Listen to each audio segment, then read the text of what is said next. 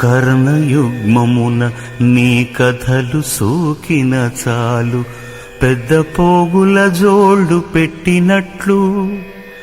చేతులెత్తుచు పూజ చేయగలిగిన చాలు, దొరయగా కడియాలు తుడిగినట్లు మొనసి మస్తకముతో మ్రొక్కగలిగిన చాలు, చెలువమైన తురాయి చెక్కినట్లు స్వరము నోవంగ నీ స్మరణ కలిగిన చాలు, వింతగా గంఠీలు వీసినట్లు పూని నిను గొల్చుటే సర్వభూషణంబులు, ఇతర భూషణముల నిత్సగింపనేలా